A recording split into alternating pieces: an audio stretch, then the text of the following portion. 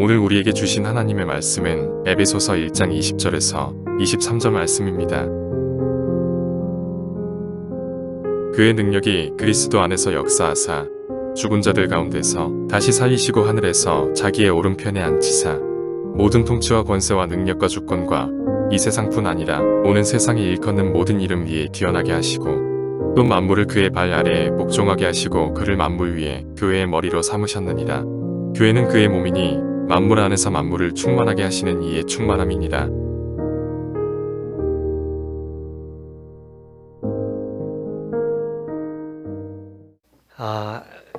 제가 오늘은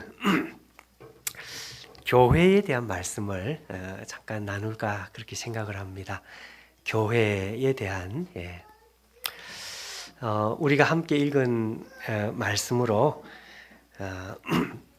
오늘 설교 제목은 교회의 영광, 교회의 영광입니다. 자, 여러분 20절부터 23절까지 우리가 말씀을 함께 읽었는데 우리가 함께 집중할 말씀은 20절부터 23절 전체라기보다는 23절, 요 23절이 오늘 우리가 집중하는 말씀이고, 더 정확하게 말씀드리면 23절 중에서도 하반절이 됩니다. 23절 하반절.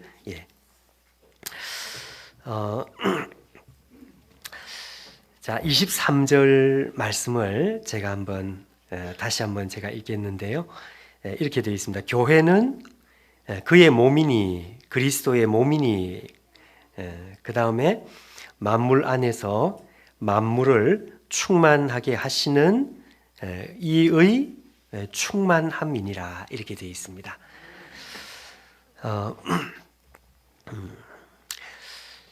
자, 여러분 교회는 그의 몸이니 이제 여기 상반절이고 그 다음에 만물 안에서 만물을 충만케 하시는 분, 그분의 충만함이니라. 이게 이제 하반절인데요. 오늘 우리가 함께 살피는 것은 하반절입니다. 하반절. 그러니까 본문이 대단히 짧습니다.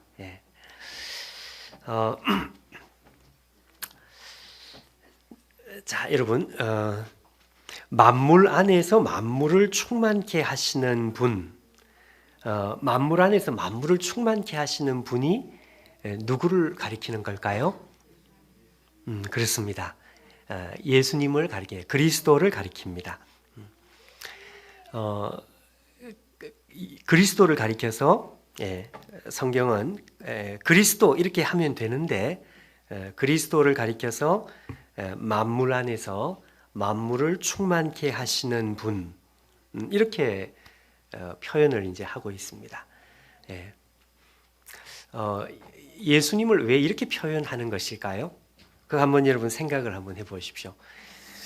교회는 그의 몸이니 교회는 그리스도의 충만이니라 이렇게 하면 되는데 이걸 이제 말을 좀 오히려 좀 어렵게 만들어 가지고 그리스도라는 말 대신에 만물 안에서 만물을 충만케 하시는 분, 이렇게 이제 표현을 했단 말이죠.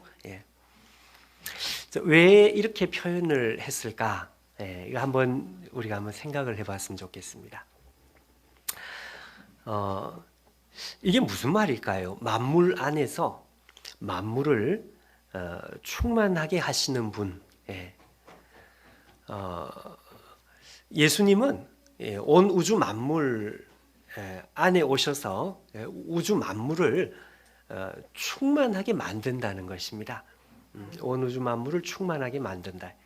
그러니까 충만하게 만든다는 것은 무슨 말일까?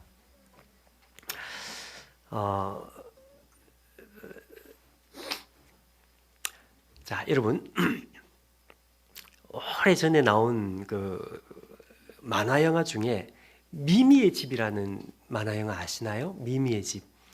그거 뭐 몰라도 상관은 없는데 거기 보면은요 엄마 아빠가 아이를 위해 가지고 이렇게 이제 방을 예쁘게 이제 하나를 이제 꾸밉니다. 우리 딸을 위해서 방을 예쁘게 이제 꾸미는 거죠.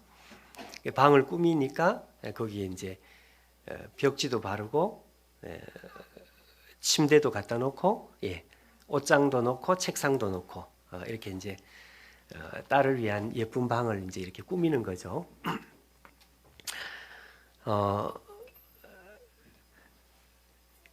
여러분, 딸을 위해서 정말 방을 예쁘게 꾸몄는데 우리 본당도 지금 지난번보다 훨씬 아름다워졌습니다, 여러분.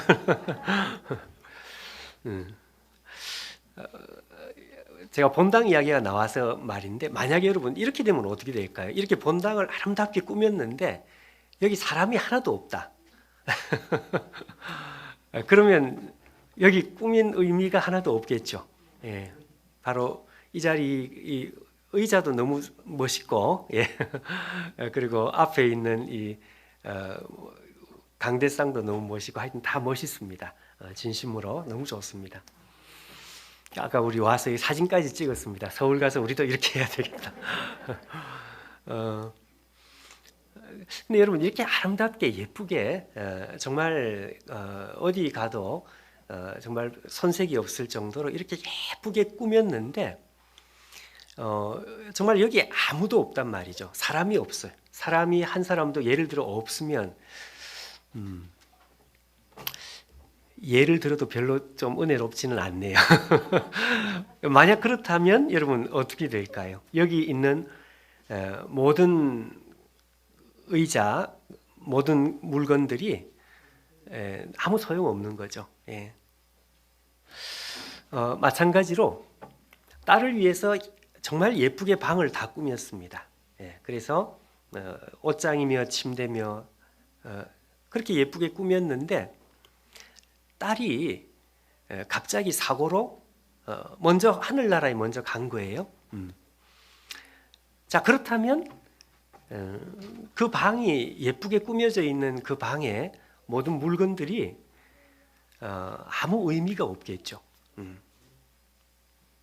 거기 있어야 될 이유가 없는 거죠. 그리고 딸이 없기 때문에 오히려 거기 있는 좋은 물건들이 오히려 슬픔을 만드는, 그렇죠.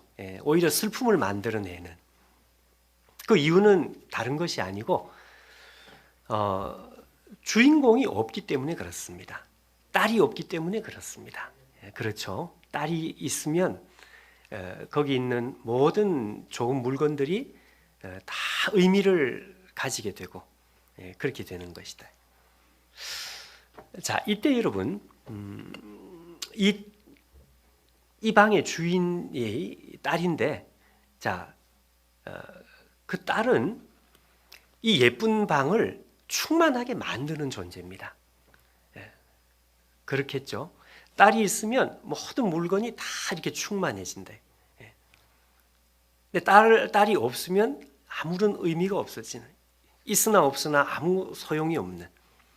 그러니까 이 딸이라는 한 사람은 적어도 그 방을 충만하게 만드는 존재입니다. 충만하게 만드는 자.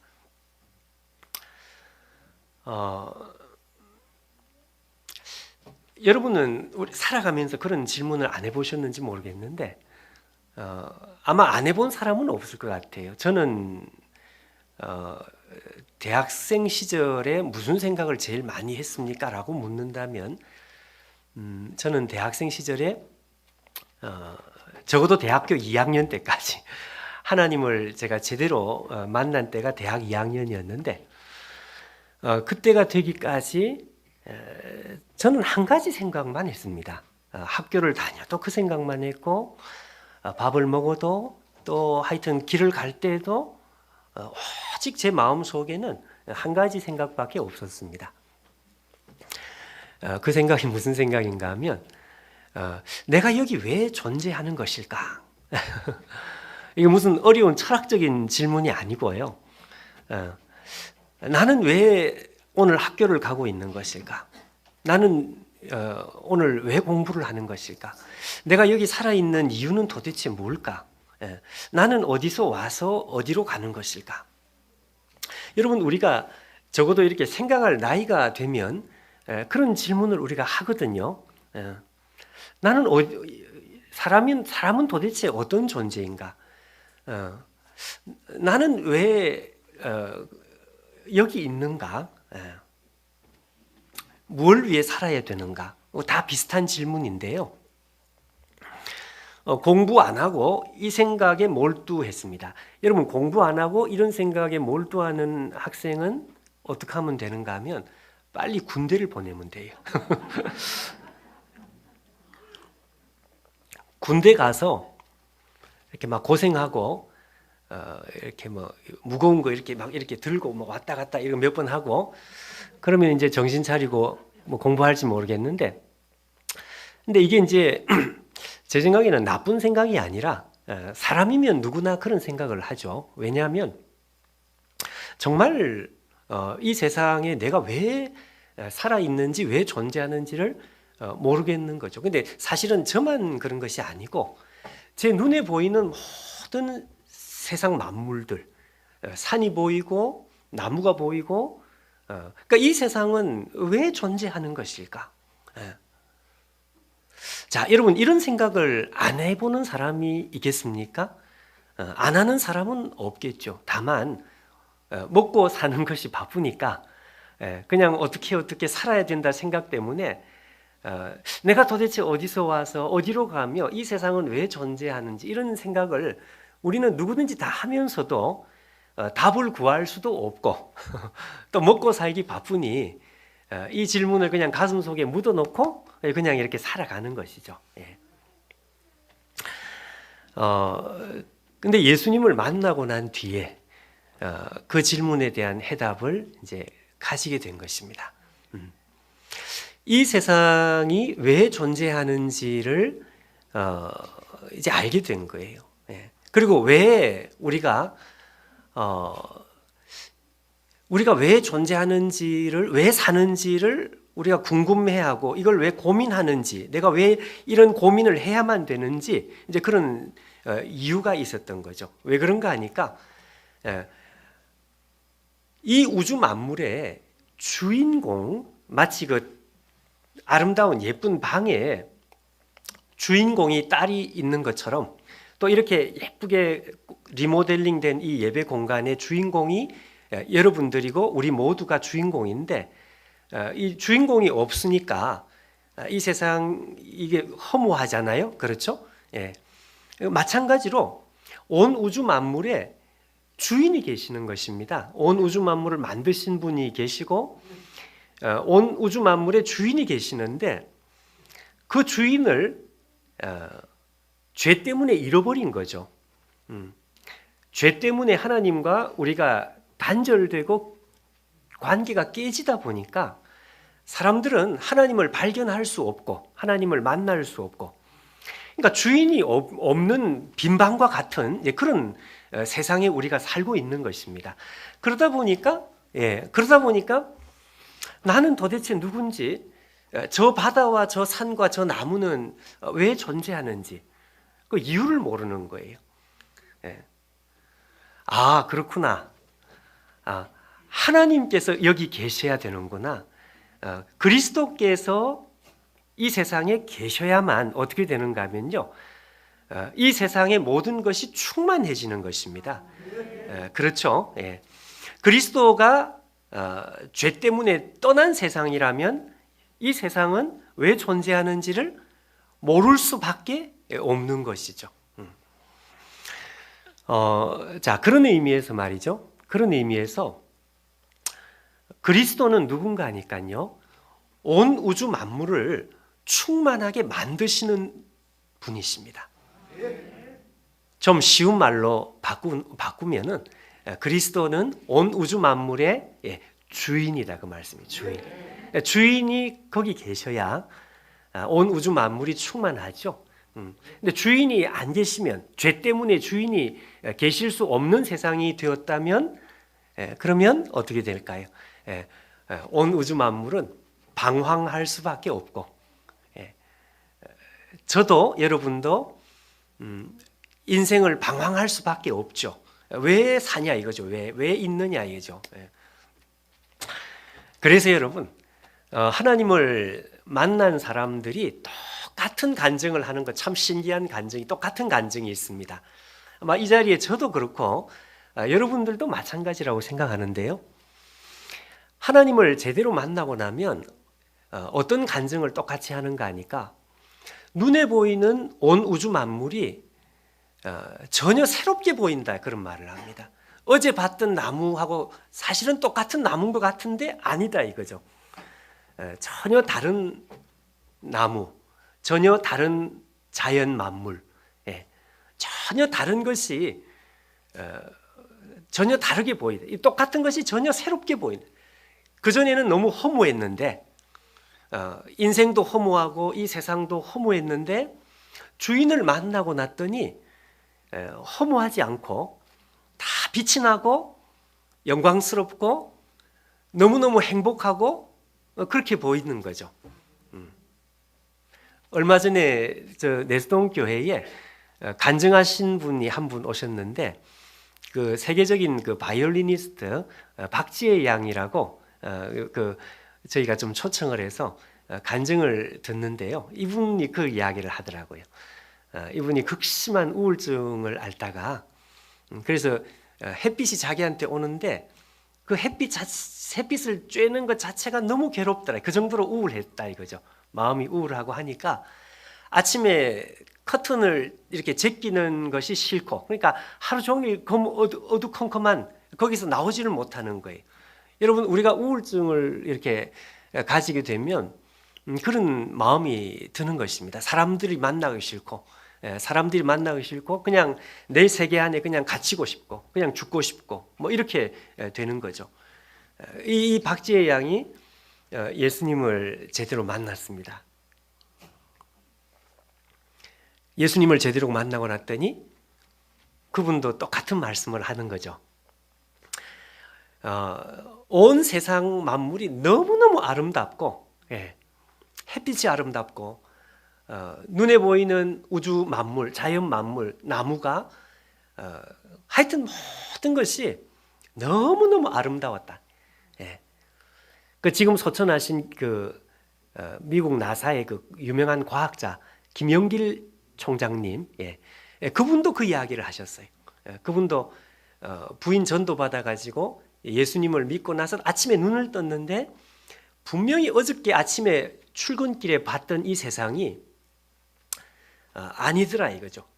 똑같은 나무인데 똑같은 나무가 아니었어요. 그래서 온 세상이 완전히 달라 보였어요. 그래서 이제 이 박지혜 교수님이 하나님을 만나고 난 뒤에 말이죠, 그 바이올린으로 그 찬송 하나를 정말 마음을 다해서 연주를 하는데, 그 찬송이 무슨 찬송인가 하면 여러분 잘 아십니다. 참 아름다워라 주님의 세계는, 참 아름다워라 주님의 세계는, 저 솔로몬의 옷보다 더 귀한 백합화. 저는 그 찬송을 어릴 때부터 불렀는데, 저는 그 찬송 그냥 높은 산에 등산 가서 산 쳐다보면서 부르는 찬송인 줄 알았습니다. 근데 그게 아니구나. 그러니까 우주 만물이 너무 아름다우니까, 예수님을 만나니까요, 그러고 나니까 참 아름다워라. 이전에 아름다운 것은 그냥 자연 만물이 그냥 아름다운 줄 알고 그냥 아름다운 거라고 생각을 했는데, 예수님을 만나고 났더니 그냥 아름다움이 아니고 거기에 하나님의 영광이 있고, 한마디로 충만해진 거예요. 충만해진. 자, 예수님은 누구시냐? 예수님은 이와 같이 우리의 인생을 충만하게 만드시고, 온 우주 만물을 충만하게 만드시고, 만물 안에서 만물을 충만하게 만드시는 분, 그분이 예수님이란 말이에요. 예수님이 없으면 되겠습니까? 안 되겠습니까? 안 된단 말이죠. 예수님이 없으면 우리의 인생도 다시 허무해지고, 예수님이 없으면 이 세상은 정말 살 수 없는 세상이 되고, 아마 저도 예수님을 못 만났다면 글쎄요, 어떻게 됐을까? 예. 누가 저한테 제일 좋아하는 찬송이 뭡니까? 이렇게 물어본다면 글쎄 저는 오래전에 불렀던 그 있습니다. 복음성가 있습니다. 만일 나의 생에 주님이 없었다면 지금 이 모습, 내 모습 이대로 남아 있을까? 아는 분 있습니까? 끝없이 솟아나는 슬픔과 뜻모를 외로움으로 이렇게 나오는. 저는 그 찬송 많이 불렀습니다. 왜냐하면 내가 예수님을 못 만났다면 내가 정말 어둠 속을 헤매고 있었겠구나. 지금도. 자, 여러분, 성경은 예수 그리스도를 뭐라고 설명을 하는가 하니까 만물 안에서 만물을 충만하게 하시는 분.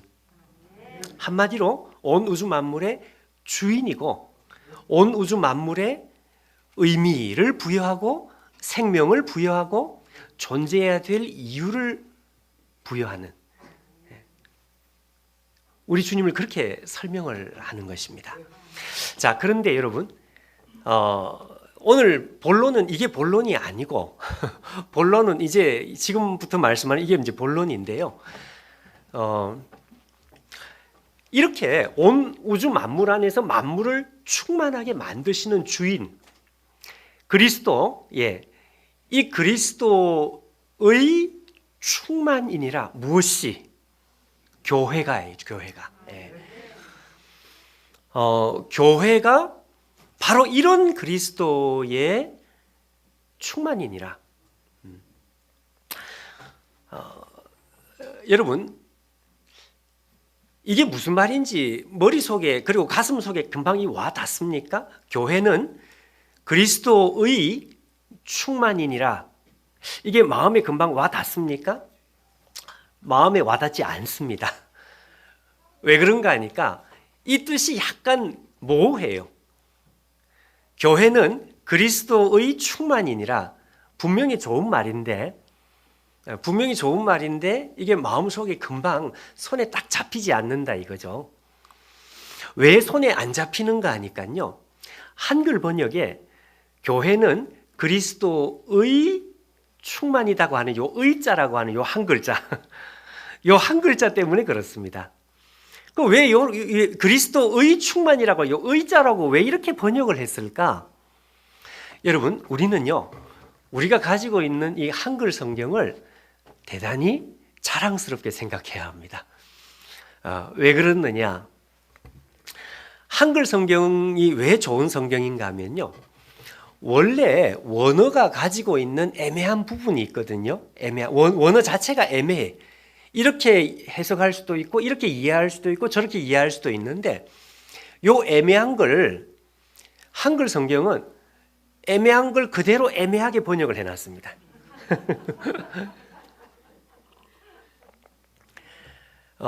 그게 좋은 성경입니다. 우리가 이 한글 성경을 자꾸 고집을 하는 이유는 애매한 성경, 원래 애매한 성경 뜻을 애매하게 이렇게 번역을 했기 때문에 이게 좋은 것입니다. 만약에 여러분 애매한 것을 어느 한쪽으로 선명하게 해석을 했으면 선명하게 해석이 된 것까지는 좋은데 그 뜻만 있는 게 아니다 이거죠. 그래서 여러분, 우리 앞에 살았던 믿음의 선배들이 요 아주 짧은 구절을 가지고 많은 설명을 했습니다. 아마 수십 명이 달라붙어서 많은 설명을 했는데 그 설명을 다 이렇게 들어보면은요, 두 가지로 이제 이게 이해가 되는데, 이렇게 이해할 수도 있고 이렇게 이해할 수도 있다. 자, 그런데 여러분, 이 두 가지의 해석이 성경 전체 사상으로 비추어 보면은 이 두 가지의 해석이 다 통합니다. 그러니까 성경 전체 사상으로 볼 때 이렇게 이해할 수도 있고 이렇게 이해할 수도 있다. 만약 그렇다면 여러분, 우리가 어느 쪽을 취하면 좋겠습니까? 두 쪽 다 취하는 것이 좋습니다. 왜냐하면 성경 전체 사상과 위배가 되지 않기 때문에. 그래서 우리가 가진 한글 성경은 여러분 좋은 성경입니다. 그럼 여러분 이 두 가지 해석을 제가 한번 소개를 해드리면서 이게 무슨 뜻인지를 우리 손에 아주 정확하게 손에 한번 잡아보는 시간. 교회는 그리스도의 충만함이니라. 여러분 첫 번째 뜻은 무슨 뜻인가 하면요, 교회는 그리스도의 충만, 이 의자를 뭘로 바꾸면 되는가 하면, 여러분 국어 수업 시간은 아니지만 를자로 바꾸면 선명해집니다. 첫 번째 뜻은 그 뜻을 가지고 있습니다. 그러니까 교회는 그리스도를 충만하게 만들어요. 누가? 교회가 그리스도를 충만하게 만든다. 교회가 그리스도를 충만하게 만든다. 목사님 더 어려워졌는데요. 더 어려워졌어요. 근데 여러분 더 어려워진 것이 아닙니다. 이게 아주 선명합니다. 제가 두 가지 뜻을 여러분에게 소개해드리면 오늘 설교가 끝이 나는데요. 첫 번째는 교회가요, 그리스도는 주인이시죠. 킹 오브 킹스죠. 만물 안에서 만물을 충만케 하시는 바로 그 대단하신 그 그리스도를 교회가 충만하게 만들어요. 이게 도대체 무슨 뜻이냐? 제가 감기 기운이 있어가지고 자꾸 이렇게 물을 마십니다. 양해를 해주십시오. 교회가 그리스도를 충만하게 만든다는 뜻은 이런 뜻입니다. 예를 들면 제가 여러분이 이해하기가 쉬울 것 같아서, 여러분 우리나라 드라마 역사 중에서 제일 인기가 많았던 드라마가 뭔지 아십니까? 아마 그 기록이 안 깨졌을걸요. 최근에 무슨 드라마가 뭐 시청률이 얼마고 뭐 이렇게 해도 아직까지 그 기록이 안 깨졌을걸요. 아마 1970년대 후반인가요? 여로 있습니다. 여로 아시잖아요. 여로. 이 여로 드라마가 나올 때는 길에 차들이 안 다닌다 하는 정도로 대단한 인기였습니다. 근데 여러분 여로라는 드라마가 인기였지만 그 비슷한 시기에 이것만큼이나 아주 인기가 많았던 드라마가 있었습니다. 그 드라마 제목이 뭔가 하니까요, 임금님의 첫사랑. 혹시 여러분 임금님의 첫사랑 드라마 혹시 기억나시는 어르신이 계실까요? 왜냐하면 저보다 나이가 젊으신 분은 분명히 잘 모를 거예요. 왜냐하면 제가 어릴 때 저희 어머니하고 같이 집에 늦은 시간에 어머니하고 같이 있을 때, 그때 항상 저녁 몇 시가 되면 그 드라마의 주제가가 TV에서 나왔습니다. 그래서 그 드라마 주제가를 들으면 지금이 몇 시구나. 그 드라마의 주제가를 제가 아직도 기억을 할 정도니, 왜냐하면 그걸 봐야 되니까, 저희 어머니 그걸 봐야 되니까. 임금님의 첫사랑. 어르신들 모르시나요? 한 번쯤 들어보셨나요? 임금님의 첫사랑.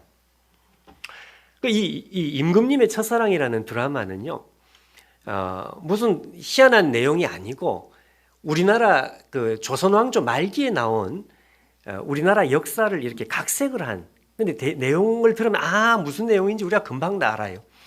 여러분 조선왕조 말기에 철종이라는 임금 아시죠? 철종. 이 철종 말기죠. 철종이라는 임금이 있을 당시 조선 왕조는 대단히 혼란하고, 세도가들, 이 신하들이 너무 힘이 세가지고 왕을 그냥 이렇게 바꾸기도 하고 많이 하던 그런 시대였습니다. 조선 왕조 말기에 나라에 갑자기 왕손이 끊어져 버린 거죠. 왕이 있어야 되는데 왕이 없어져, 왕의 대가 끊어져 버린 거예요. 그래서 이 권세 세도가들이 온 나라를 뒤지고 돌아다니기 시작했습니다. 왜? 왕의 핏줄을 가진 사람을 찾기 위해서. 왜 이렇게 왕의 핏줄을 가진 사람이 왜 이렇게 중요했는가? 그 이유는 다른 게 아니고, 조선이라는 나라는 지금 같은 민주공화국이 아닙니다. 왕국이란 말이죠. 왕국. 그렇죠? 여러분, 왕국에서는요, 왕이 없으면 어떻게 될까요? 왕이 없으면 나라가 아닌 거예요. 나라가 아닌 거예요. 나라라는 것이 존재할 수가 없습니다. 왕이 있어줘야, 왕이 그 자리에서 자리를 차지하고 있어줘야 나라가 기본적으로 나라가 되는 것입니다. 그러니까 권세자들이, 신하들이 아무리 힘이 세도 왕이 자리에 있어줘야 나라가 되고, 나라가 되어야 자기들이 힘을 쓸 수가 있기 때문에 허수아비라도 누군가를 왕으로 앉혀야 돼요. 그렇죠? 그래서 온 나라를 다 이렇게 뒤져가지고 왕손을 한 사람을 찾았단 말이죠. 그 왕손이 누군가 하면 강화도에서 나무 패고 물 깃는 그야말로 평범한 촌부, 이원범이라고 하는 촌부를 찾아서 이 사람의 핏줄을 거슬러 올라가니까 이 사람이 왕손이더라. 그래서 하루아침에 이 이원범이를 왕으로 앉혀버립니다.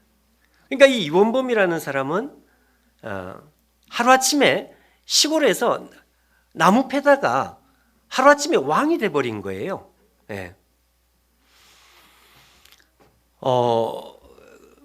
근데 이 이원범의 역할은 대단하죠. 이 사람이 뭘 이렇게 대단히 뭘 한 건 없지만 이 이원범이라는 사람이 얼마나 대단했는가 하면 조선이라는 나라를요 충만하게 만들어요. 그렇죠? 이 철종이 왕이 된 것입니다. 그러니까 이 철종이라는 왕은 조선이라는 나라를 충만하게 만드는 존재. 자, 근데 이제 문제는 뭔가 하니까 이 이원범이 왕이 되었는데도 이원범은 행복하지가 않았습니다. 왜 행복하지 않았을까요? 그 이유는 강화도에 두고 온 시골 처녀가 한 사람 있었어요. 양순이라는 처녀가 있었습니다. 어릴 때부터 같이 소꿉놀이 하면서 놀던, 그런데 서로 사랑하게 된 거죠. 그리고 같이 살자, 결혼하기로 약속을 한 거죠. 그리고 결혼하기로 약속한 그 사랑하는 시골 처녀, 그 시골 처녀가 강화도에 그대로 있으니까 이 이원범이 한나라의 왕이 됐는데도 이 사람이 하루 종일 그 처녀 생각만 하는 거예요. 나중에 신하들이 이 왕의 마음을 눈치를 채고 왕에게 이야기를 합니다. 왕이요, 그거 다 잊어먹으시라. 왜? 궁궐 안에 그 처녀보다 예쁘고 좋은 사람 많이 있으니까 그 사람 잊어먹어도 괜찮다. 근데 그게 이 철종의 마음에 위로가 될까요? 안 될까요? 안 된다 이거죠. 그 철종은, 왕은 궁궐 안에 아무리 예쁘고 아리따운 사람들이 많아도 하나도 눈에 들어오지 않아요. 어릴 때부터 봤던 그 양순이, 그야말로 양순이 생각밖에 없는 거예요. 이게 임금님의 첫사랑의 드라마의 이 중요한 내용입니다. 내용. 그 주제가가 있는데 제가 다 기억은 못하는데 여러분 주제가 앞에 한 두 절만 제가 한번 읽어봐 드릴까요? 노래. 어려서 같이 놀던 그리운 강화섬에 흐르는 세월 따라 꽃은 피고 지는데 보고픈 그리운님 언제나 오시려나 갑꽃진 나루터에 빈배만 돌아오네 어디로 가시려나 임금님의 첫사랑. 임금님의 첫사랑 이렇게. 여러분, 제가 왜 이 이야기를 여러분에게 말씀하는지 이해가 되시나요? 제가 다시 말씀드리죠. 철종이라는 존재는 대단한 존재입니다. 왜? 그 사람이 없으면 조선은 조선이 되지 않습니다. 나라가 아니에요. 모든 사람들 의미 없고요. 그 신하들 권력 아무런 의미가 없습니다. 이원범이, 철종이 왕의 자리를 딱 차지하고 있어줘야, 그러니까 철종은 누구냐? 철종은 조선을 충만하게 만드는 존재입니다. 그렇죠, 여러분? 그런데 철종도 대단한 존재지만 철종만큼이나 대단한 존재가 한 사람이 있죠. 누군가요? 양순이. 이 양순이가 너무너무 대단한 존재예요. 왜 그렇습니까? 아니, 그 대단한 왕의 마음을 독차지하고 있단 말이에요. 철종이 그렇게 대단한데 그 대단한 왕의 마음을 완전히 사로잡아 버렸어요. 그 왕의 마음을 전부 사로잡고 있는 존재. 철종에게 당신 행복하냐? 그러니까 행복하지 않다는 것입니다. 왜?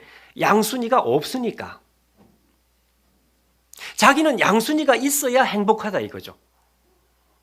자, 이때 여러분, 우리는 뭐라고 이야기를 해야 되는가 하니까 철종은 조선을 충만하게 만드는 존재 맞습니다. 그런데 양순이는 어떤 존재인가 하면요, 양순이는 철종을 충만하게 만드는 존재입니다. 무슨 말씀인지 아시겠죠? 양순이는 겉으로 볼 때 정말 볼품 없어요. 겉으로 볼 때 그냥 평범한 시골 처녀입니다. 그런데 이 평범한 시골 처녀가요, 얼마나 대단한지 이 왕의 마음을 사로잡아 버렸어요. 왕은 하루 종일 양순이 생각만 합니다. 다른 모든 아름다운 여인들 다 필요 없다 이거죠. 다 필요 없고 내 마음은 오직 양순이에게만 있는 것이다. 여러분, 이 양순이가 누군지 아시겠죠? 이 양순이가 교회입니다. 교회. 교회는 그리스도를 충만하게 만들어요.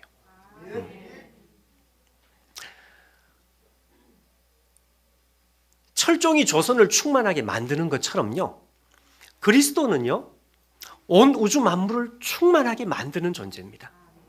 그리스도가 없으면, 아까 제가 말씀한 대로 그리스도가 없으면 이 세상에 아무런 의미를 찾을 수가 없습니다.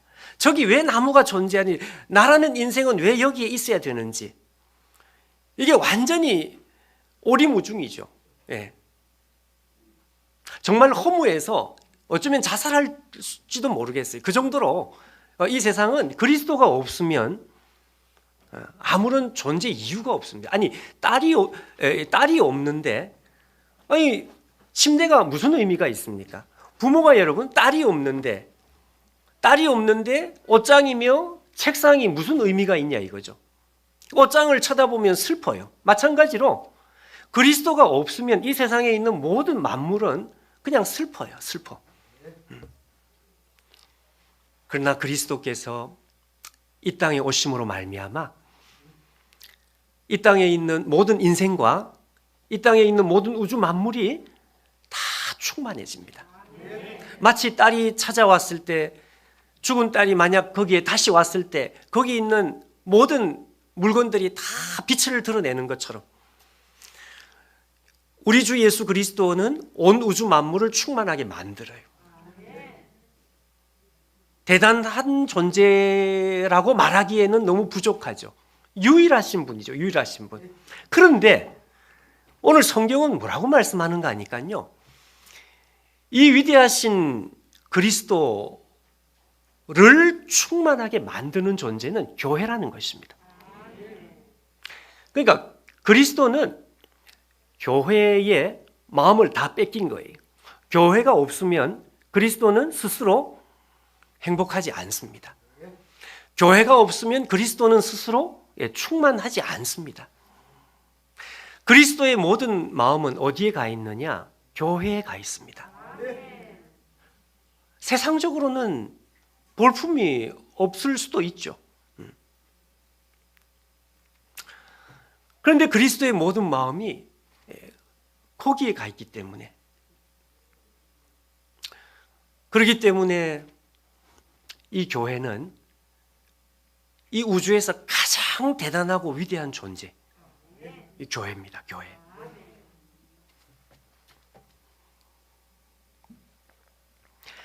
여러분, 오늘 이 말씀을 우리가 함께 나눈 뒤에는요, 여러분이 길을 가다가 성만교회를 볼 때는 말할 것도 없고 십자가가 세워져 있는 모든 교회를 쳐다볼 때 여러분, 우리의 마음이 이제 좀 달라져야 합니다. 저 역시 신학교를 들어가서도 제가 30이 넘어서 신학교를 갔는데, 신학교를 들어가서도 교회를 그냥 중요한 곳이다, 교회는 좋은 곳이다, 뭐 이 정도였지, 교회의 영광이, 성경이 무슨 말씀을 하는지를 저는 이해를 잘 못했습니다. 그러니까 길을 가다가 교회 건물이 아주 화려하고 번쩍번쩍하면 그럼 와, 대단하다. 또 교회 건물도 없이 또 이렇게 상가에 조그맣게 교회가 출발하면 와, 깝깝하다. 인간적인 생각이 전부였단 말이죠. 그러나 여러분, 지금은 그렇지 않습니다. 지금은 눈에 보이는 것을 따라서 교회를 판단하지 않습니다. 왜냐하면 그거하고 아무 상관없는 거예요. 지금은 어디에 어떤 규모로 어떻게 존재하든지 예수님의 이름으로 모인 교회라면 그렇게 대단해 보이는 거죠. 정말 대단한 존재입니다. 왜? 왕의 마음을 사로잡고 있으니까요. 여러분 생각해 보십시오. 초대교회는 오늘날과 같이 이렇게 변변히 건물이 있었을까요? 초대교회는 건물이 없었습니다. 건물이 나온 것은 꽤 시간이 지난 뒤에, 초대교회는 다 집으로 이렇게 모인, 오늘 누구 집에서 뭐 이렇게 해서 집에 넓은 홀에 사람들이 모여가지고 거기서 예배를, 그게 교회였습니다. 그러니 여러분, 누군가 볼 때 뭐 대단하다는 생각을 할 것이 하나도 없었다 이거죠. 건물도 없었으니까. 그러면 초대교회는 여러분, 모인 사람들이 그렇게 대단한 사람들이었느냐? 어떤 분들 보면 우리 교회에 아주 대단한 사람들이 많고, 그럼 초대교회가 그렇게 대단한 사람들이 많았느냐 이것이죠. 초대교회, 특별히 오늘 우리가 읽은 이 에베소서에 나오는 이 에베소 교회는요, 구성원들이 대부분 노예들이었습니다. 노예. 여러분, 초대교회 시절의 노예는 오늘날의 하층민 정도가 아니죠. 그게 아니고 초대교회 시절의 노예는 짐승 취급을 받던, 그야말로 사람 취급을 받지 못하던 그런 존재들이었습니다. 자, 그러니 여러분 생각을 해보십시오. 변변히 무슨 모일 장소도 없이, 그리고 모인 사람들이라고 해봐야 노예들이에요, 노예들. 근데 사도 바울은 이 교회를 볼 때 정말 눈이 부실 정도로 위대하고 화려하고 영광스러운, 그것을 사도 바울이 발견을 한 것입니다. 왜 바울이 이 인간적으로 볼 때는 정말 아무것도 볼 것이 없는, 교회도 건물도 없는데 진짜 뭘 보겠어요. 거기도 모인 사람들이 전부 노예들인데 이거 볼 것이 뭐가 있겠냐 말이죠. 근데 바울은 자기 인생을 거기에 던집니다. 교회를 위해서. 왜 그럴까요? 이유는 다른 것이 아니고요, 사도 바울이 발견했던, 하나님의 계시로 발견했던 교회의 영광이 무엇인지를 알았기 때문에 그렇습니다. 바울이 발견한 교회의 영광은 다른 어떤 설명이 다 필요 없어요. 바울이 발견한 교회의 영광은요, 온 우주 만물의 주인이 되시는 하나님이신 그리스도, 그 그리스도를 충만하게 만드는 존재. 만약에 이 교회가 없으면 그리스도도 행복하지 않은, 그리스도의 모든 마음을 빼앗고 사로잡은 존재는 이 보잘것없는 시골 처녀였습니다. 이게 교회였다는 걸 바울이 눈을 열고 보게 된 거죠. 이걸 보고 났더니 바울은 눈이 뒤집어진 것입니다. 저는 교회의 영광이 무엇인지를 알고, 교회는 이런 곳이구나. 교회는 함부로 말할 곳이 아니구나. 교회는 이 세상에서 가장 영광스러운 곳이구나. 건물과 상관없이 모이는 구성원들의 지위 고하를 상관없이, 그거하고 아무 상관없이 예수의 이름으로 모인 사람들이 있다면 영광스러운, 가장 영광스러운 이 세상에서 이 우주 만물 제일 영광스러운 존재가 교회라는 거죠. 교회. 우리가 여러분 방금 읽은 그 말씀에 예수님을 어떻게 설명을 하는가 하면은 20절에는 이렇게 설명합니다. 하나님의 오른편에 앉으신 분, 이렇게 말합니다. 오른편이라고 하는 것은 왼편 오른편 그 뜻이 아니고요, 왼쪽이 아니고 오른쪽이다 그런 뜻이 아니고, 여기 오른편이라는 것은 실권자를 말합니다. 그러니까 하나님의 모든 실권을 다 가지고 계시게, 쉽게 말하면 하나님 그분이다 그 말입니다. 하나님의 모든 실권을 다 가지고 계신 분이 그리스도다. 21절에는 뭐라고 말하는가 하니까 모든 통치, 권세, 능력, 주권, 이게 무슨 말인가 하면요, 이거는 눈에 안 보이는 영적인 존재, 눈에 안 보이는 영적인 존재, 천사들을 말합니다. 번역이 좀 어렵죠? 그러니까 여러분, 이 세상에 미국 대통령이 눈에 안 보이는 것을 다스립니까? 아니죠. 이 세상에 아무리 권세가 많은 사람은 아무리 권세가 많은 사람도 눈에 보이는 것을 다스리는 것이지 눈에 안 보이는 영역을 다스릴 수는 없죠. 근데 그리스도는 누군가 하니까 눈에 보이는 것은 물론이고 눈에 안 보이는 영역도 그리스도는 다스리신다 그 뜻이고요. 21절 하반절에 한 걸음 더 나가가지고 이 세상뿐만 아니라 오는 세상이라는 표현이 있습니다. 그러니까 지금 우리가 살아가고 있는 이 우주 만물은 이게 전부가 아니거든요. 이 우주 만물이 지나가고 난 뒤에 장차 오게 될 영원한 나라, 거기서도 역시 왕이다 이것입니다. 왕이다. 자, 그러니 성경이 20절, 21절, 22절에 이렇게 설명하는 내용은 무슨 내용인가 하니까 그리스도는 하나님의 모든 권세를 혼자 다 차지하신 하나님 자신이고, 눈에 보이는 것뿐만 아니라 눈에 안 보이는 것을 다스리고, 지금 이 세상을 다스릴 뿐만 아니라 영원한 세상에서도 역시 왕이신 분, 그리고 오늘 우리가 읽은 23절에는 만물 안에서 만물을 충만케 하시는 분. 자, 여러분, 그리스도보다 높은 분은 없으시죠.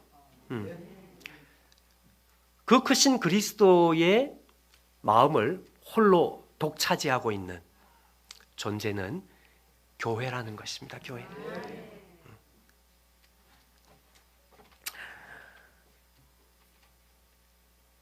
여러분, 오늘 이 말씀을 가만히 묵상하면서요,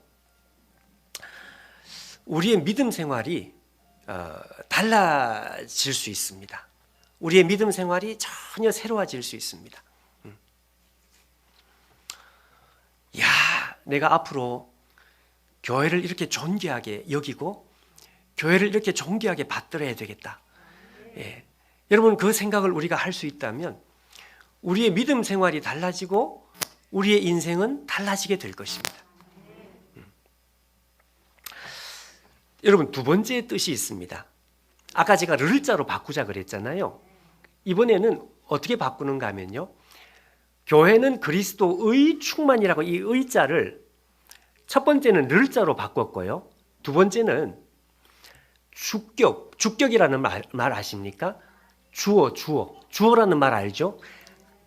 누군가, 가자를 쓰면 내가 주어잖아요.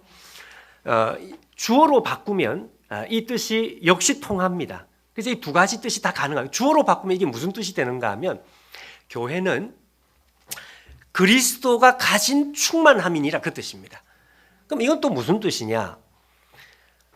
교회라는 것은 그리스도를 충만하게 할 뿐만 아니라 그리스도가 가진 모든 충만함이 교회 안에 있다는 뜻입니다. 예를 들면 이런 거죠. 내수동 교회, 제가 섬기는 내수동 교회 뒷산이 인왕산인데, 인왕산에 올라가다 보면 큰 바위가 하나 있거든요. 만약 제가 가진 전 재산, 글쎄 얼마 안 되는 것 같은데, 하여튼 제가 가진 전 재산을 그 바위 밑에다가 전부 다 파묻어 놓았습니다. 만약에. 자, 그렇다면 저는 뭐라고 이야기를 하면 되는가 하니까요. 인왕산 바위는 박 목사의 충만함이니라. 그렇게 말하는 거죠. 제가 가진 모든 충만함은 그 바위에 다 있는 거예요.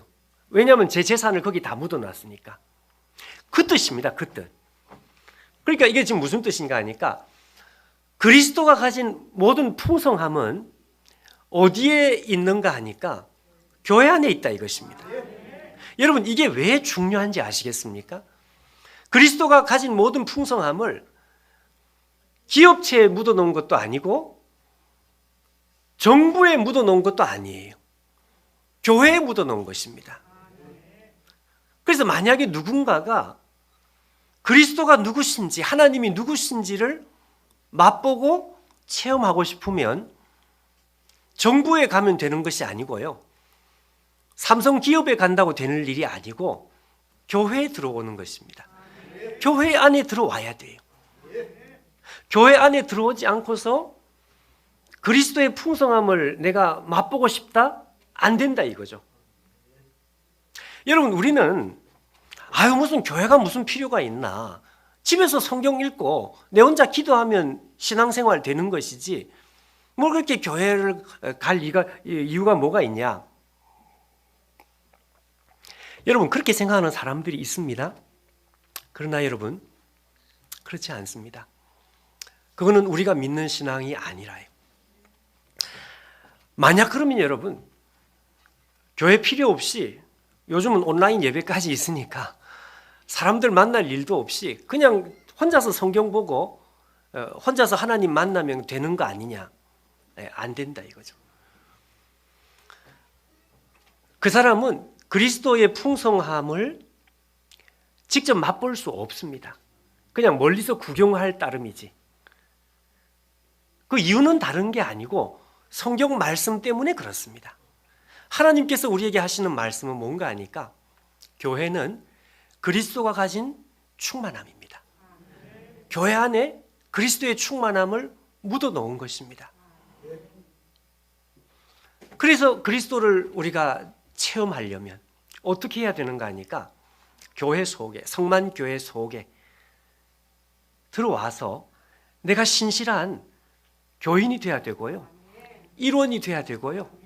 섬기는 자가 돼야 되고 아주 신실한 멤버십, 일원이 돼야만, 그렇게 돼야만 그리스도를 맛보고 체험할 수 있는 것이다.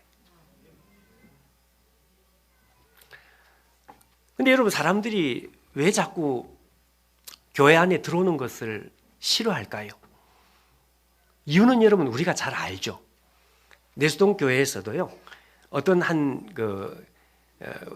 분이 난생 처음으로 교회에 와서 늦은 나이에 세례도 받고 그리고 믿음 생활을 열심히 했습니다. 헌금 생활도 하고 그리고 성경 공부도 하고. 근데 이 사람의 믿음이 그냥 속된 말로 삐그러졌어요. 그냥 믿음이 무너져 버렸어요. 왜 믿음이 무너졌느냐?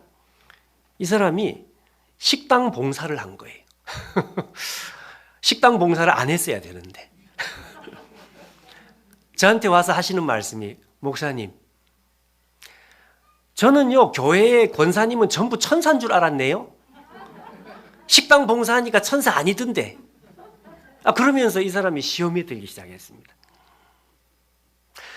우리가 여러분 교회 안에 깊이 들어가면은 어떤 일이 벌어지는가 하니까 상처를 받게 되어 있습니다. 그거는 여러분 어느 교회든지 마찬가지입니다. 왜? 사람이 다 똑같은 죄인이거든요. 제가 주례를 이렇게 종종 하는 편인데, 주례를 할 때 제가 주례사를 하면 한 3분 합니다. 3분. 근데 3분 하는 주례사를 듣고 여러분 교회 안 나오는 사람은 은혜 받았다는 말을 안 하잖아요. 그 무슨 말인지 모르잖아요. 그러니까 교회를 안 다니시는 분이 결혼식에 참여해가지고 제 3분 하는 주례사를 듣고 끝나고 와서 저한테 목사님 오늘 감명 받았습니다. 그래서 저한테 악수를 한 그런 분이 몇 분 있었습니다. 제 자랑을 하려고 하는 것은 아닌데 하여튼 그런 일이 있었습니다. 그럼 목사님은 주례사를 무슨 주례사를 합니까? 제가 3분 하는 주례사 내용은 아주 간단합니다. 뭐 3분이니까 간단할 수밖에 없죠. 내용은 간단해요. 사람이 가시하고 똑같아요. 가시하고 똑같아가지고 멀리서 쳐다볼 때는 아무 문제가 없다. 가까이 접근하면 접근할수록 서로에게 상처를 줄 수밖에 없는 존재다. 그래서 남녀가 사랑해서 결혼하면 아무 문제가 없는 줄 알았는데 아니 왜 결혼만 하면 될 것 같은데 왜 결혼만 하면 아무 문제가 없을 것 같은데 왜 싸우느냐 왜 헤어지느냐. 그리고 그렇게 오랫동안 같이 살았으면 이제는 싸울 일이 없을 것 같은데 왜 오래 살면 오래 살수록 싸울 일이 더 많느냐. 그 얘기를 하면은요 연세가 지긋하신 어르신이 은혜를 받아요. 저 목사님 이야기가 지금 내 얘기다 그거지. 나 오래 살았는데 싸울 일이 더 많아진 왜 이렇게 하나가 되는 것이 어려울까. 제가 그 주례사의 내용은 그게 전부입니다. 그래서 신랑은 하나님 사랑해라. 신부 사랑하지 말고 신부는 신랑 쳐다보지 말고 하나님 쳐다봐라. 그게 주례사 전부입니다. 그리고 한 번도 교회 안 나온 사람이 마음이 동감이 되게 제가 저분들도 똑같은 생각을 하는 것이구나. 사람은 여러분 신불신을 물론 믿는 사람은 이게 좀 다듬어져야 되는데 믿는 사람도 여러분 우리 안에 가시는 그대로 있는 경우가 많이 있죠. 그러니 멀리서 볼 때는 다 나이스합니다. 여러분 아무 문제 없어요. 여러분 안 좋은 사람이 다 좋은 사람이거든요. 다 괜찮아요. 그런데 가까이 만나보면 그냥 만날 때는 괜찮은데 자꾸 이렇게 부딪히고 대화를 섞고 또 이렇게 부딪히고 만나고 하다 보면 그냥 상처를 주고받게 돼 있습니다. 여러분 우리가 함께 교회 생활을 하다 보면 형제보다 가까워지잖아요. 안 그렇습니까? 우리 형제들은 서울 살고 부산 살고 뭐 하여튼 어디 살고 그래서 1년에 가도 한 번, 두 번 못 보니까 근데 매주 보잖아요, 여러분. 매주 보고 더 자주 보고. 그러니까 부딪힐 일이 많습니다. 그리고 여러분 상처를 받을 일이 많다 이거예요. 그러니까 이 상처를 한번 받아본 사람들은 그 다음부터는 교회에 안 들어가고 싶어해요. 그래서 이 사람들이 무슨 이야기를 하는가 하면 목사님 나는요 하나님은 좋은데 교회는 싫습니다. 그래서 심지어 무교회주의자들이 생겼습니다. 무교회주의자. 없을 무자에 교회를 인정 안 하는 거예요. 나는 하나님만 사랑할래. 근데 그게 되느냐 안 된다 이거죠. 안 된다. 저는 목회를 하면서도 그런 생각을 해본 적이 있습니다. 만약에 교회에 등록할 때 여러분 인성검사 이런 거 있죠. 인성검사 이런 거 좀 해가지고 일정한 점수가 안 되면 등록을 안 받아주면 어떨까? 그런데 여러분 교회 인성검사 하는 교회 있습니까? 없습니까? 없습니다. 교회는 누구든지 등록하면 누구든지 다 받아줍니다. 그렇게 또 당연히 그렇게 해야 되죠. 그러니 여러분 교회 등록하는 사람 중에 상처가 있는 사람이 많을까요? 없는 사람이 있는 사람이 많겠죠. 세상 사는 게 힘들지 않은 사람들이 하나님을 찾을 리가 없으니까. 사는 게 힘들고 하나님을 찾고 싶은 마음이 있을 때 그때 신앙이 그러니 여러분 교회에 모이는 사람들 사이에 상처를 주고받는 것은 너무너무 당연한 거예요. 네. 그래서 여러분, 우리가 함께 한 교회 안에서 이렇게 만나고 이렇게 할 때에 마음에 서로에게 상처를 주고받는 것이 이게 이상한 일은 아닙니다. 그런데 하나님께서 우리에게 그걸 요청하신다 이거죠. 하나님께서 교회 속으로 하나님의 백성들이 깊이 들어가기를 요청하십니다.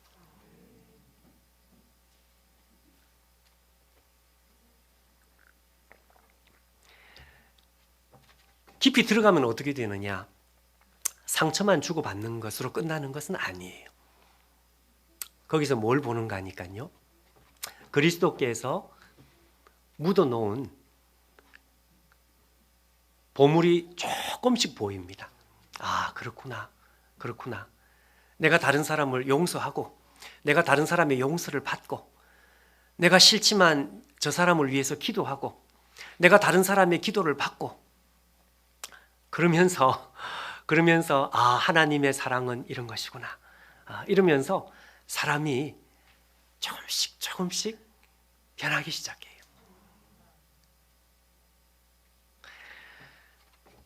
그러니까 처음 교회에 몸을 담고 처음에 이렇게 들어왔을 때는요, 교회 안에 하나님께서 묻어 놓으셨다고 하는 하나님의 영광이 잘 안 보입니다, 여러분. 잘 안 보이게 돼 있습니다. 그럼 우리는 어떻게 해야 될까요? 우리는 어떻게 해야 되는가 하면 오늘 우리가 함께 읽는 이 성경 말씀을 믿어야 되는 거예요. 뭘 믿느냐? 교회는 그리스도의 풍성함, 그리스도의 영광이 교회 안에 그대로 있다. 네. 내가 볼 때는 없는 것 같은데 있다. 여기에 있다. 이걸 여러분 믿어야 되는 것입니다. 이거는 믿음의 영역이에요. 왜냐하면 하나님 말씀이 그렇게 말씀을 했기 때문에 그걸 믿고 사람으로 인해서 상처를 받든지, 여러분 상처만 받는 게 아니고 나도 상처를 줍니다, 여러분. 뭐 내만 받는 거 아니죠. 상처를 주고 받을 수 있어요.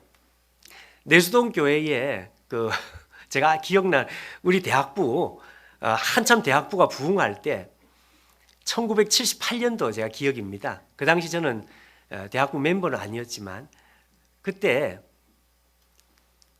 대학부의 성령이 폭발적으로 부흥된 이 계기가 한 번 있었습니다. 그게 어떤 계기인가 하면 서로의 발을 씻어주는 세족식. 여러분 세족식 아시죠? 대야에 물 떠다 놓고 형제자매 앉으라 그래 놓고 발 씻어주는 세족식을 할 때 그때 난리가 난 거예요. 그때 형제의 발을 붙들고 울고. 그러니 여러분, 그리스도께서 우리 안에 이 보물을 파묻어 놓았다는 것이 맞는 거예요.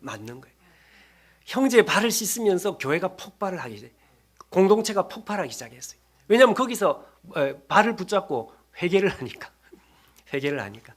제가 대학부 전도사 시절에 한번 그 세족식을 한번 한 적이 있습니다.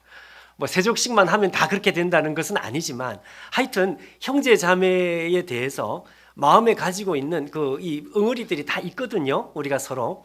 근데 제가 대학부 사역을 할 때 그때 집회를 하는 장소는 3층 본당이고 수양관 3층 본당이고 1층, 2층의 화장실에서 물 떠서 거기서 이제 세족식을 하는데 나 무슨 난리가 난 줄 알아요. 그러니까 진짜 통곡도 그렇게 큰 통곡을 저 들어본 적이 없어요. 정말 크게 통곡을 하더라고요. 그냥 엉엉 우는 정도가 아니라 그냥 떠나갈 듯이 그냥 소리가 나요. 이게 도대체 무슨 일이냐 싶어가지고 제가 무슨 큰 사고가 난 줄 알고 뛰쳐내려왔더니 그 소리가 바로 팔 씻어주면서 회개하는 소리였습니다. 회개하는 소리. 그러니까 공동체 속에 들어와서 이제 이것이 보이기 시작하는 것입니다. 여러분 그 강원도 정선에 가면은요 화암 동굴이라고 하는 동굴이 하나 있습니다. 이 화암 동굴 혹시 가보신 분이 이 화암 동굴이라는 동굴이 무슨 동굴인가 하면 일제 시대에 이게 금광이었습니다. 금을 캐던 금광. 물론 지금은 금이 없겠지. 당연히 없죠. 근데 그때 금광이 그대로 있다는 거죠. 제가 하도 궁금해가지고 일부러 갔습니다. 한번 보고 싶어서. 저는 어릴 때 만화 영화를 볼 때, 어릴 때 무슨 영화를 보면 금광 이러면 그냥 산이 전부 금으로 번쩍번쩍 그런 건 줄 알았어요. 그게 전부 거짓말이었습니다. 갔더니 한 30분 동안 이 동굴 안을 이렇게 가야 되는데 아무것도 없어요. 아무것도 없고 지금 그 옛날 금광이 그대로 보존되어 있는 부분을 보라고 하면서 그냥 보는 게 아니라 이만한 돋보기 아시죠? 돋보기를 이렇게 붙여놓은 거예요. 그래서 아니 금이 없네 그랬더니 하는 말씀이 저 돋보기를 한번 보라는 거죠. 봤습니다. 봐도 없어요. 없는데 자세히 봤어요. 그래도 안 보여요. 아이 좀 자세히 가만히 보고 있으라 가만히 봤습니다. 근데 한순간에 반짝하는 거예요. 아주 정말 점같이 반짝하는 거예요. 뭐가 반짝했다. 그게 금이라네. 그게 금이라네. 근데 저게 금이냐? 그럼 저걸 어떻게 캐내느냐? 하여튼 그걸 다 긁어내서 이제 거기서부터 이제 이렇게 해서 이 금을 채취를 하는데 금을 채취하는 과정 뭐 이렇게 하다가 나중에 이제 동굴 투어를 다 끝나고 나오는데 기념품 샵이 있지 않습니까? 기념품 파는 가게. 거기 갔더니 기념품 가게가 전부 도깨비 인형으로 인형이 전부 도깨비 인형이에요. 도깨비 인형으로 완전히 도배가 되어 있습니다. 그래서 왜 이 동네는 전부 도깨비 인형이냐 그랬더니 그 밑에 한마디가 있는 거죠. 뭐라고 적혀 있는가 하면 도깨비도 금을 뚝딱 못 만듭니다. 그 이야기를 하고 싶어가지고 전부 도깨비 인형인 거예요. 제가 그때 알았습니다. 아, 그런 것이구나. 금을 그냥 가지고 오는 이런 게 아니고 금을 그냥 손으로 캐오는 이런 게 아니고요. 이 금을 재련하는 과정이 너무너무 힘들고 그리고 많은 노력 끝에 금을 조금 얻는 것이다. 뭐 그 얘기인데 제가 그거 보면서 그렇구나. 저게 교회하고 똑같은 것이구나. 교회도 그렇습니다, 여러분. 교회도 아무리 쳐다봐도 반짝이는 게 안 보여요. 그냥 왔더니 사람들도 그냥 다 처음에는 다 좋죠. 형제 자매 다 좋고. 그런데 조금 깊이 들어가면 오히려 별로 안 좋아요. 더 상처만 되고 별로 안 좋아. 없는 것 같아요. 그러나 그렇지 않습니다, 여러분. 이 말씀을 믿고 교회가 예수님의 몸이며 교회가 예수님을 충만케 하는 영광스러운 존재라는 것을 믿고 교회 안에 모든 그리스도의 모든 영광이 교회 속에 묻혀 있다는 것을 믿고 교회 속에 깊이 들어갈 그 마음의 믿음을 가진 사람, 그 사람들의 눈에 반짝 보이기 시작합니다. 그리고 어느 순간에 그 사람이 예수님을 닮아 있고 예수님의 영광이 그 사람에게 보이기 시작하는.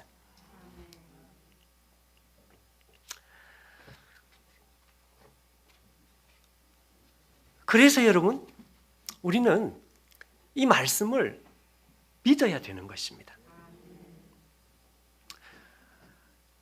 아마 여러분 시간이 가면 갈수록 교회를 떠도는 그리스도인들이 더 많아질지도 모르겠어요. 왜냐하면 나는 골치 아프게 사람들 뭐 이렇게 엮이는 거 이런 거 싫고, 자, 그런 사람은 하나님 앞에 구원을 받을지는 모르겠지만 그리스도에 대해서, 그리스도의 풍성함에 대해서는 문외한입니다. 문외한. 여러분 아까 말씀한 대로 그리스도의 풍성함, 그리스도의 영광은 책을 보고 배워지는 것이 아니다. 책을 보고 배워지는 게 아니다. 교회 속에 있어야 됩니다. 교회 안에 깊이 들어와야 돼.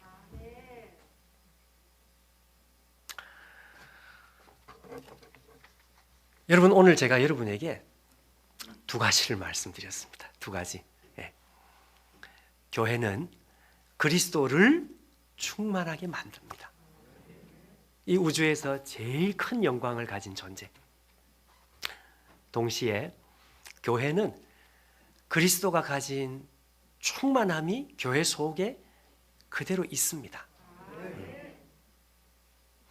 제가 대학부 사역을 할 때 그때 우리 이제 선배들이 후배들한테 기가 따갑도록 했던 말이 있는데, 대학부에서 여러분 우리 같으면 구역장 있죠. 구역장. 이 자리에서 구역장님들 계시죠. 대학부에서 섬기는 자리는 구역장이 그 당시에는 구역장이라고 안 하고 리더라 그랬는데, 이 리더가 섬기는 자리였습니다. 대학부는 다른 어떤 봉사가 아니고. 그래서 대학부에서 1학년, 2학년 때는 그냥 회원으로 있는 것이고 3학년이 되면 리더로 봉사를 해야 되는데, 진짜 신앙은 어디서부터 출발을 하느냐? 3학년 때부터 제대로 된 신앙을 출발한다. 그러니까 출발을 그때부터 제대로 출발한다는 거예요. 물론 1, 2학년 때도 예수님 믿고 구원도 받고 이렇게 했겠지만, 성숙을 위한, 신앙의 성장을 위한 출발은 리더로 봉사를 할 때부터 출발한다. 그런 이야기를 귀가 따갑도록 들었습니다. 저는 그 말이 참 맞는 말이라고 생각을 했어요. 맞습니다, 여러분. 교회에 구경꾼으로 있으면은 절대로 은혜의 풍성함을 가지 못합니다. 우리가 손발을 담그고 짐을 뒤집어 쓰고 그렇게 해야 사람이 변하기 시작한다 이거죠.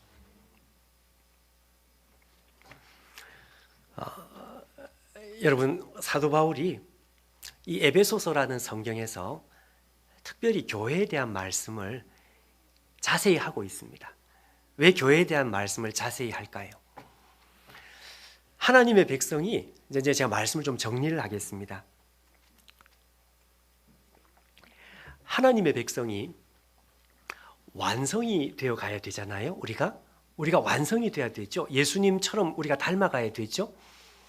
완성이 되어가는 과정에서 이 교회라는 이 공동체, 교회가 빠지면 이게 불가능하다는 것을 바울은 강조하고, 이 교회가 너무너무 결정적이라는 것을 우리한테 말씀하고 싶어 합니다. 그래서 여러분, 우리의 믿음의 선배들은 심지어 어떻게 이야기를 했는가 하면요, 이렇게 이야기를 했습니다.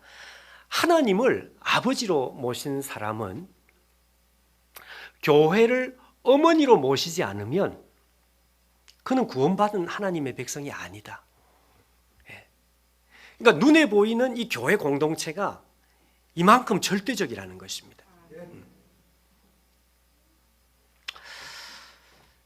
여러분, 오늘 성만교회가 이 말씀을 액면 그대로 믿었으면 좋겠습니다. 그리고 우리가 속해 있는 이 교회가 이 우주에서 가장 영광스러운 존재다. 그리고 내가 교회를 섬기는 것, 이것은 이 세상에서 가장 자랑스러운 일이다. 저는 오늘 이 말씀을 깨닫고 난 뒤에 그제서야 비로소 사역자로서 철이 좀 든 것 같아요. 내가 이렇게 교회를 이 영광스러운 교회를 내가 섬기는 사람이구나. 이게 얼마나 영광스러운, 이게 얼마나 과분한지. 예. 여러분, 교회를 잘 세워가시는 여러분들이 되면 좋겠습니다. 예.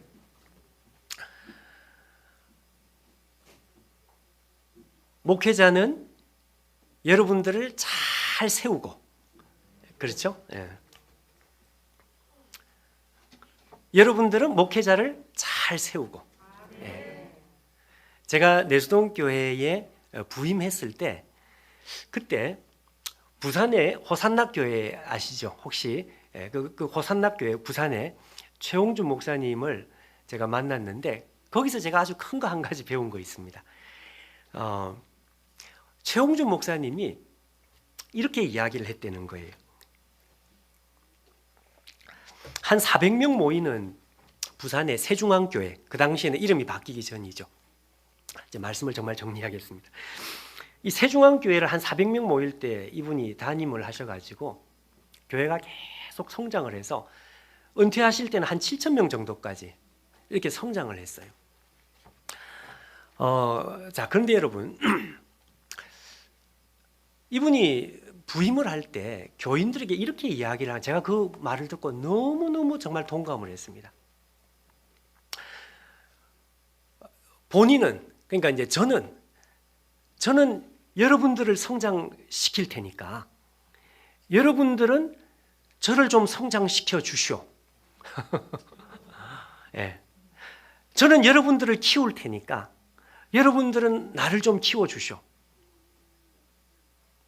그러니까 여러분, 제가 다른 교회 가서 이렇게 이제 임직을 하는 목사님들, 임직을 할 때 축사를 하든지 격려를 하든지 가면 저는 다른 이야기 하지 않고 딱 한마디 하고 싶은 거 있습니다. 목회자는 교회를 섬기려면 자기 관리를 잘 해야 된다. 자기 성장을 잘 해가지고 교회를 이렇게 잘 섬겨야 된다. 그래서 신방도 해야 되고 설교도 해야 되고 다 해야 되고 기도도 해야 되고 다 해야 되지만 자기를 성장시키지 않는 목회자는 절대로 교회를 성장시킬 수가 없다. 제가 그렇게 부탁하고, 그래서 여러분들도 가진 에너지의 70%를 자기를 위해서 쓰면서 교인들을 잘 섬기기 위해서 여러분 자신이 풍성한 그리스도인이 되고 풍성한 목사가 되십시오. 자, 그렇게 권면을 하는데요. 여러분, 교인들은요, 목회자를 성장시켜 주셔야 되는 거죠. 제가 우리 호산나교회 최홍준 목사님이 그 말씀을 하실 때, 내가 교인들에 의해서 성장을 해야 될 사람이구나. 제가 그 생각을 참 많이 했습니다. 그래서 저도 똑같이 했습니다. 우리 장로님들께 부탁했습니다. 장로님, 저를 좀 성장시켜 주십시오. 제가 많이 보고 많이 배우고 그렇게 할 수 있도록 저를 도와주십시오. 제가 은혜를 많이 받은 것 같아요. 그래서 제가 하나님 앞에서 너무너무 감사했던 것 중에 하나가, 우리 장로님들이 그 말이 무슨 말인지를 깨닫고 어떻게 하든지 자꾸 목사님이 성장을 할 수 있도록 도와주려고 그렇게 애를 썼던 것 같고, 저는 있는 힘을 다해서 저 자신이 자꾸 커야 되겠다. 내가 자꾸 성장해야 되겠다. 영적으로. 그렇게 해야 내가 교인들을 세우지. 여러분, 목회자 눈에 안 보이는 것을 교인들이 성장을 시켜줄 수 있겠습니까? 목회자가 모르는 것을 여러분 교인들이 그걸 한계를 넘어갈 수 있겠습니까? 말이 잘 안, 입이 자꾸 말라서 안 되죠. 목회자의 눈이 열리는 만큼 교회는 성장하게 되어 있습니다. 그러니까 목사님이 잘 성장할 수 있도록 돕는 것, 그리고 목사는 교인들이 성장할 수 있도록 돕는 것. 그래서 교회가 계속 이렇게 같이 성장하는 거예요. 교회는 성장하는데 목회자가 성장하지 못했다. 그러면 여러분 거기서 딱 멈추게 돼 있습니다. 더 이상 성장하지 않습니다. 그리고 거기서 만약 더 성장한다면 오히려 목회자에게 있어서 독이 될 가능성도 있습니다. 자, 여러분, 저는 성만교회가 더 성장했으면 좋겠어요. 저는 정말 자랑입니다. 내수동교회에서 사역하면서 이번에 우리 이춘일 목사님 와서 설교해 주셨거든요. 근데 제가 진심으로 그랬습니다. 야, 부목사님으로 계실 때 저렇게 설교 잘 안 했는데 어떻게 저렇게 설교를 잘하지? 교인들한테 제가 그 이야기를 했어요.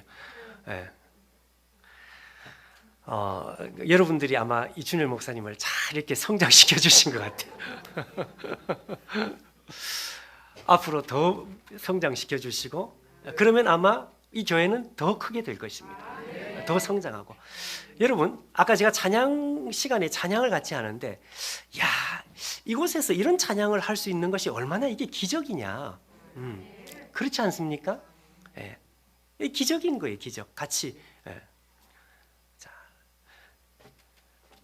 여러분 이 성만교회가 앞으로 더 성장하고 그렇게 되기 위해서 여러분들이 오늘 이 말씀과 같이 교회가 얼마나 영광스럽고 존귀한지 이거 우리가 다시 깨닫고요. 그리고 이 교회 속에 얼마나 큰 영광이 숨겨져 있는지 그거 다시 깨닫고 교회가 그렇게 아름답게 성장해가는 귀한 역사가 여러분들 안에 있기를 축원합니다.